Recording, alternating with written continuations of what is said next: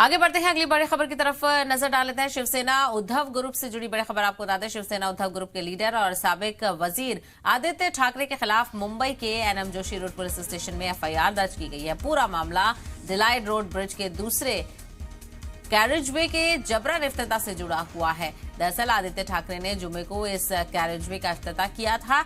इस मौके पर आदित्य ठाकरे के साथ साबिक महापौर किशोरी पेडनेकर और स्नेहा लंबेडकर, वर्ली के साबिक एमएलए सचिन आहिर और सुनील शिंदे मौजूद थे। ब्रिज के रस्मी इफ्तिताह में देरी पर मायूसी का इजहार करते हुए आदित्य ठाकरे ने सोशल मीडिया पोस्ट में लिखा था कि डिलाइड रोड ब्रिज का इफ्तिताह होके सरकार के वीआईपी नहीं चाहिए, आवाम परेशान है।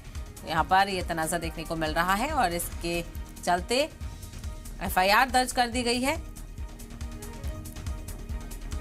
आदित्य ठाकरे के खिलाफ मुंबई में NM Joshi road police station में एफआईआर दर्ज की गई है। पूरा मामला डिलॉयड रोड ब्रिज के दूसरे कैरेजवे के जबरन इफ्तिताह से जुड़ा हुआ है, यानी जबरन इफ्तिताह इस कैरेजवे का किया गया है, जिसको लेकर खासा नाराजगी देखने को मिल रही है। दरअसल आदित्य ठाकरे ने जुम्मे को इस कैरेजवे का इफ्तिताह किया था और बताया जा रहा है कि ये जबरन इफ्तिताह किया गया है।